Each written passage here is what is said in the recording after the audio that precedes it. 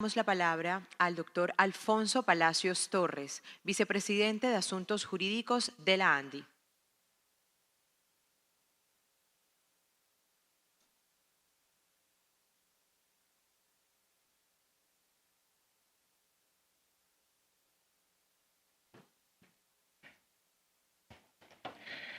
Muy buenos días, es todo un gusto saludar a todas las personas que están presentes. Señor ministro, muy buenos días. Querido Ítalo, buenos días. Ifa, Paul, Luis, muchísimas gracias por haber aceptado esta convocatoria. Van a ser unas palabras breves que darán inicio o que darán pie para que se inicie una conferencia que, digamos, empieza el camino de un encuentro que espera ser precisamente, tanto como lo ha dicho el señor ministro, como también lo ha ratificado Ítalo, un encuentro de diálogo. La idea sin duda es que tengamos esta oportunidad como un espacio en donde más que vencedores y vencidos, más que la posibilidad de imponer ideas o de demostrar que alguien tiene la razón, tengamos dudas, presentemos inquietudes, podamos generar algún tipo de acuerdo o lugar común que nos permita ir avanzando precisamente en esos diferentes temas que requiere el mundo del trabajo. Junto con la doctora Juliana Manrique, obviamente, hemos dejado todo nuestro interés, pero además toda nuestra creatividad y toda nuestra energía, tratando de establecer cuáles son los temas que en este momento más importancia tienen y más actualidad representan para el mundo del trabajo.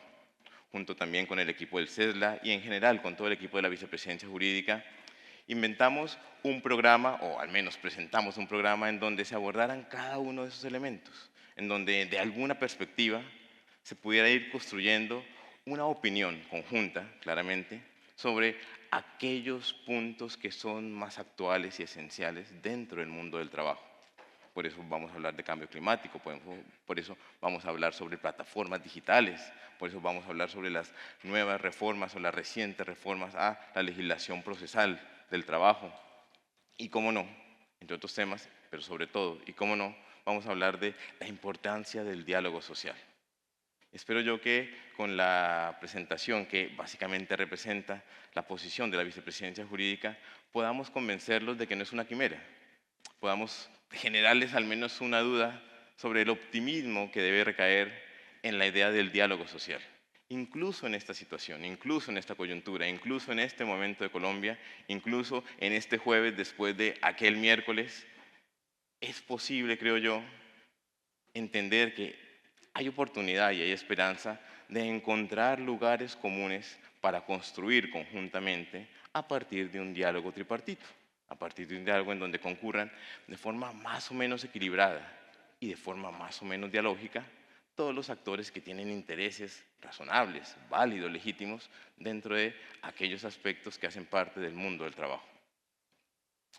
Esta es una idea que nos mueve desde la vicepresidencia jurídica, es una idea que, digamos, refleja el espíritu que tiene nuestro presidente Bruce McMaster y en general que identifica a la ANDI como institución, y es esta de colaborar para la construcción de un mejor país. Todos tenemos intereses, claro que sí, pero eso no nos puede limitar para construir o para ser actores constructivos dentro del diálogo público. Y eso es lo que queremos resaltar, eso es lo que buscamos en este momento recordarnos. Eso es lo que nos convoca y seguro que es lo que nos anima. Ver qué oportunidades encontramos para construir en conjunto. Ver qué oportunidades tenemos precisamente para encontrar victorias tempranas que nos den esperanza de alcanzar metas duraderas, estables y sobre todo valiosas para todos. Esa es la invitación, ustedes la han aceptado, seguro que lo vamos a pasar bien.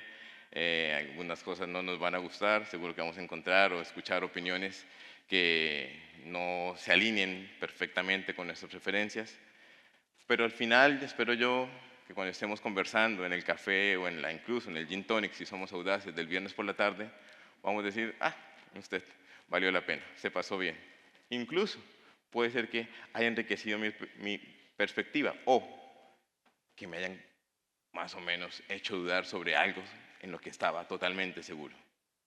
Esa es la idea. Esa es la invitación y espero yo que logramos o que podamos alcanzar ese objetivo, el de salir con más dudas que certezas respecto de aspectos en el mundo del trabajo. Muchísimas gracias.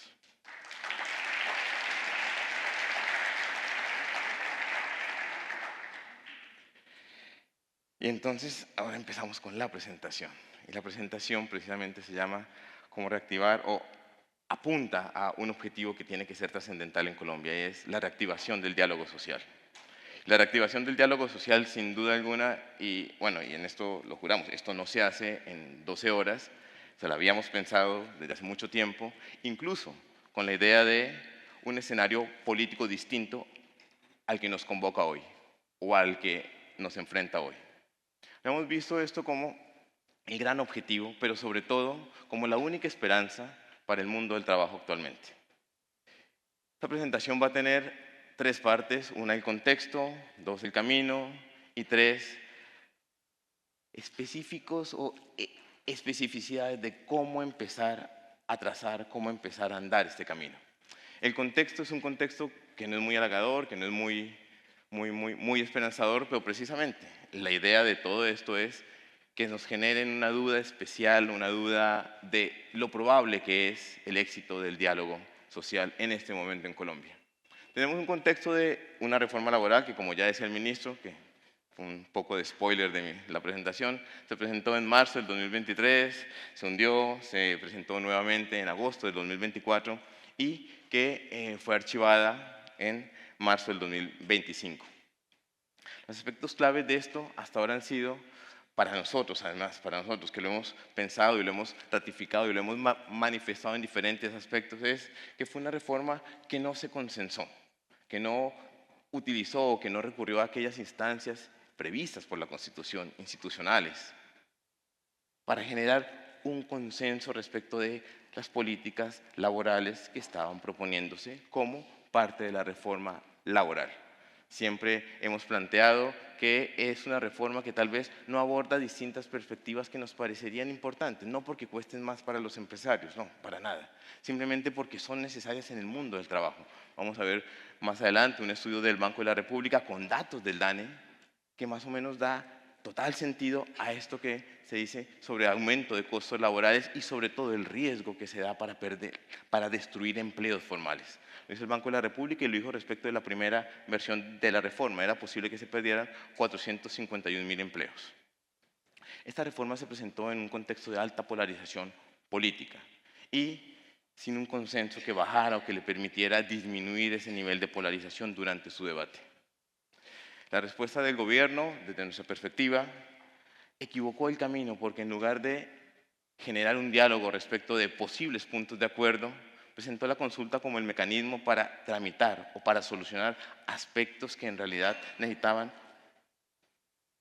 una cooperación, una construcción, una actividad conjunta, porque son específicos y sobre todo porque la consulta en general planteaba una opción política de respaldo no a una alternativa o a una visión, y no un acercamiento técnico a asuntos propios del mundo del trabajo. Y creíamos que esta, siendo el contexto, debilitaba las opciones que teníamos para recurrir a lo que creemos es la verdadera vía de avance dentro del mundo del trabajo, y es precisamente los diálogos que concurran a los diferentes actores y que se realicen en instancias institucionales. Esta situación genera, en general, que la consulta la veamos como un uso político de un mecanismo de participación y una simplificación de los problemas como informalidad y baja productividad. Y claramente que se aleje del contexto o el fundamento que debe alentar a las reformas que necesita Colombia, que sean planteadas desde un contexto técnico, que haya respeto a la institucionalidad y sobre todo que se trate de políticas integrales que miren las diferentes perspectivas que al final van a tener lugar o van a verse involucradas en el resultado final. Y en este contexto, claro, en este contexto que es de polarización y de conflictividad, tenemos 3 riesgos, cada uno que va increciendo y que se va profundizando y va afectando de manera más, digamos, profunda las bases de nuestra sociedad. Uno, la escalada de tensiones sociales que lleva a conflictos que trascienden el ámbito laboral y se convierten en conflictos sociales. Conflictos que ya no simplemente involucran a los trabajadores de una empresa, sino también a la comunidad en la cual desarrolla su actividad la empresa. Conflictos que llevan a bloqueos, a huelgas y a protestas, que no se están relacionando eminentemente con los aspectos laborales o de funcionamiento de esa empresa, pero que sí la indisponen o generan tensión con la comunidad en donde desarrolla su actividad. La conflictividad además genera un clima de incertidumbre que claramente repercute en la intención o la idea de inversión y por lo tanto de hacer empresas más productivas y sobre todo más estables. Y al final, esa conflictividad acaba erosionando las instituciones democráticas, nos hace incapaces como sociedad de tramitar de forma dialógica nuestros conflictos y nos muestra cómo que el único camino es el de vencedores y vencidos y no el de un consenso conjunto. ¿Qué se necesita entonces? El diálogo. Pero precisamente la idea aquí no es esta quimera de con el diálogo lo vamos a lograr todo. El diálogo es la solución para nuestros problemas. Si empezáramos a hablar es como, en lugar de ser un increchendo, en lugar de ser un espectro, el diálogo nos va a solucionar todo como si prendiéramos la luz y acabáramos con un espacio de oscuridad. Para nada. El diálogo es un camino, es un propósito, pues sobre todo es una metodología que poco a poco nos va generando los elementos que nos dan capacidades, que nos dan habilidades para tramitar de forma más razonable y civilizada nuestros conflictos como sociedad, que siempre van a existir. Diálogo además que se basa en un mandato de la OIT, que está aquí presente. El convenio 144 especifica sobre la necesidad del consenso tripartito en aquellos aspectos fundamentales o esenciales para el mundo del trabajo. Pero además que desde el 1991 fue previsto por nuestra Constitución como uno de los elementos que nos podría llevar a tramitar diferencias en algo que era fundamental para la Constitución del 91 y era la realización de los derechos sociales que involucra el mundo del trabajo. Y por eso, precisamente, el artículo 56 crea la Comisión Permanente de Concertación de Políticas Salariales y Laborales, como una instancia institucional en la cual participan centrales obreras, en la cual participa gobierno y en la cual participa representación de los principales gremios de empleadores, para que dialoguen sobre aquellos aspectos que generan tensión, pero que son necesarios para generar un mercado de trabajo posible, positivo y garantista. Y finalmente, esta idea del diálogo efectivo se puede realizar o se ha realizado, está prevista que se realice a partir de mesas que no tengan un alcance general, sino que nos convoquen por temas específicos que permiten ir llegando precisamente a esos acuerdos parciales, que si los vamos sumando, que si los vamos viendo en perspectiva, nos van dejando ver que hay diferentes temas, muchísimos además, en los cuales nos podemos poner de acuerdo. Y esto precisamente es lo que nos lleva a que el diálogo nos pueda llevar a identificar distintos objetivos comunes, distintos objetivos en los cuales es difícil no estar de acuerdo. Vamos a saltar a esta. Y esos objetivos comunes tienen sentido, ¿por qué? Porque uno de los grandes flagelos que tiene el mercado laboral colombiano es la informalidad. La informalidad está conectada además con falta de educación para el trabajo.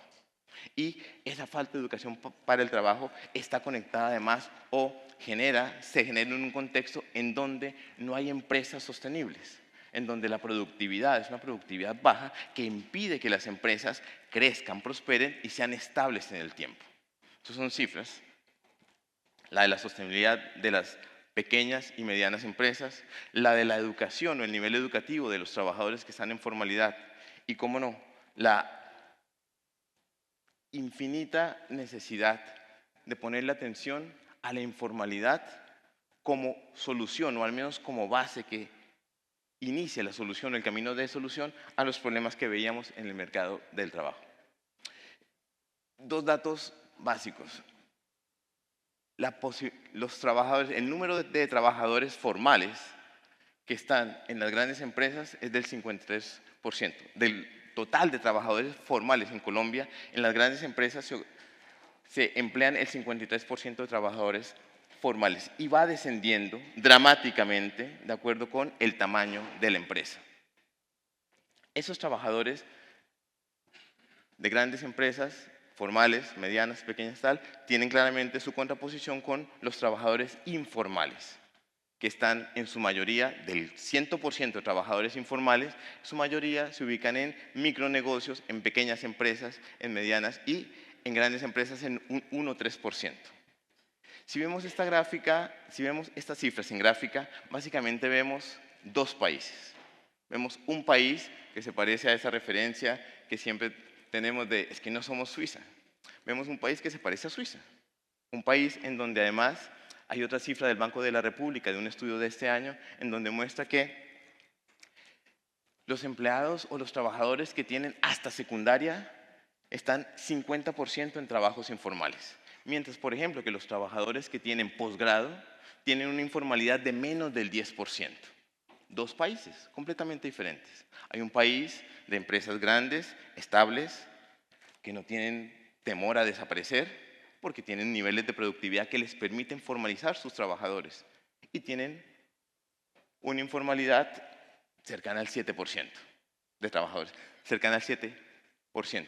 Tenemos otro país en donde micronegocios con inestabilidad y con dificultad para prever a largo plazo, con niveles de productividad muy bajos que les impide tal vez formalizar a los trabajadores, tienen más o menos el 78% de trabajadores en la informalidad.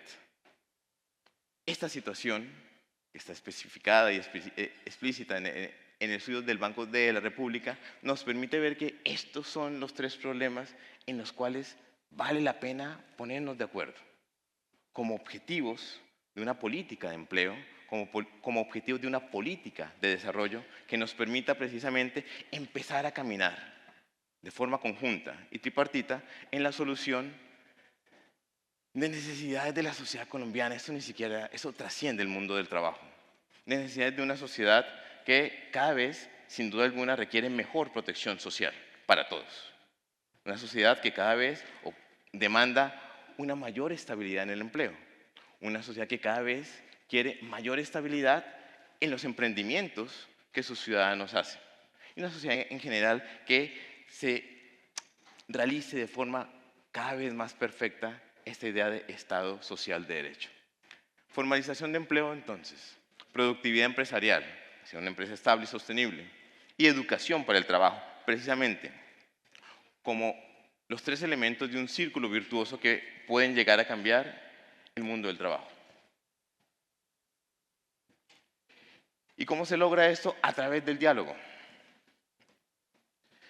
Nuestra propuesta es, desde la Vicepresidencia Jurídica de la ANDI, nuestra propuesta es que encontremos victorias tempranas, que encontremos aquellos elementos en los cuales las posiciones no son tan distantes, no son tan antipódicas, no están en los extremos del conflicto y a partir de ahí dos cosas. Generar confianza entre actores y generar confianza en el diálogo como propedéutica, como mecanismo, como metodología de trámite de desacuerdos en la sociedad. La confianza entre actores es fundamental y esa confianza se gana a partir de encontrar elementos que al comienzo no nos distancien tanto. Y creemos nosotros que estos son tres ejemplos existentes, reales, no utópicos, no ideados, existentes y reales, de espacios en donde hay diálogo tripartito, en donde nos hemos puesto de acuerdo y en donde se han evidenciado resultados en pro de lo beneficioso que puede ser el diálogo como mecanismo, como metodología de tramitar nuestras diferencias. Uno de ellos incluso involucra al doctor Sanguino y digamos, ya lo hemos mencionado en los diferentes espacios en donde nos hemos encontrado y vamos a empezar por ahí, el tema o digamos la historia de la derogación del Acuerdo 10 del SENA, que nos preocupaba bastante, sobre todo porque había sido una lista de trabajos, de ocupaciones y oficios que no había sido dialogada con los diferentes actores. A partir de una presión y una solicitud, a partir de mostrar la necesidad de la conveniencia que podría tener el diálogo para generar esta lista de oficios y ocupaciones que es la base para determinar el número de aprendices en las empresas, se logró, uno, la derogatoria del Acuerdo 10 y dos, la aprobación de una metodología que se va a utilizar y que más o menos convoca de forma razonable la participación de todos los actores, tanto empresarios como trabajadores, como administración, en este caso el SENA, en la elaboración de esa nueva lista de empleos y ocupaciones. Pero lo primero que se hizo fue aprobar una metodología para hacerlo, una metodología en donde todos nos pusimos de acuerdo, en donde todos más o menos quedamos tranquilos con la forma en que íbamos a participar. Un ejemplo en donde el diálogo, esto pasó hace un mes, es un ejemplo en donde el diálogo puede dar buenos resultados. El otro ejemplo es el convenio 190 de la OIT. Y más o menos, y más que todo es esta idea de que por segunda vez en la historia, tanto empleadores como gobierno como trabajadores, estuvimos de acuerdo en presentar ante el Congreso un convenio para solicitar su ratificación. Claramente que nos asustan algunos aspectos, claramente que no estamos totalmente convencidos de que no haya riesgos para los empleadores o para la empresa a partir de interpretaciones que puedan ser exageradas o que puedan ser descontextualizadas respecto de las obligaciones o las cargas que tienen las empresas en materia de prevención de acoso laboral o sexual en el mundo del trabajo.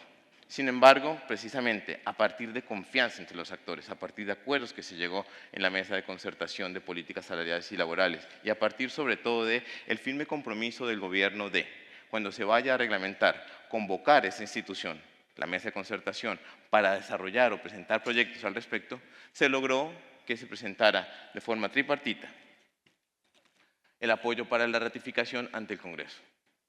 Y el tercer ejemplo de estos diálogos que pueden ser positivos y sobre todo que pueden llevar a resultados beneficiosos para todos es el CETCOIT. CETCOIT lo conocemos todos, el CETCOIT es este grupo de trabajo para solución de controversias individuales en donde participa gobierno, centrales, incluso sindicatos y gremios.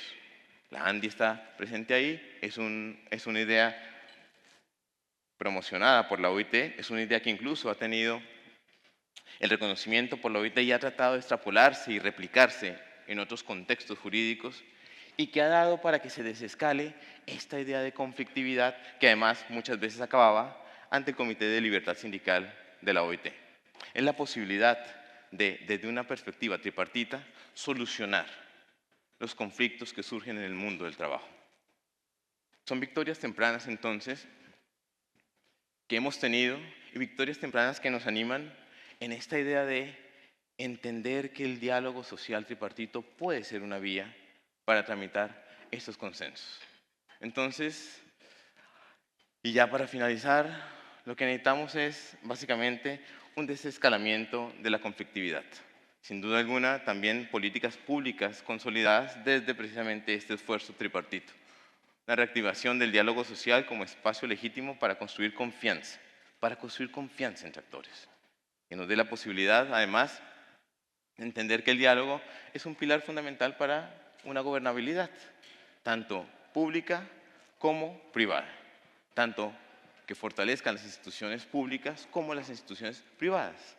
En esta idea de que somos actores, todos partícipes, de los conceptos de razón pública que nos importan a todos, porque al final nos benefician y nos traen mayores garantías a todos quienes estamos involucrados en el mundo del trabajo y en general en esta idea de construcción conjunta de la Colombia que queremos. Esas son las ideas que queríamos, ¿verdad? Es la invitación que queremos hacerles. Ojalá que hayamos generado al menos alguna duda y sobre todo una esperanza de optimismo al respecto. Muchísimas gracias.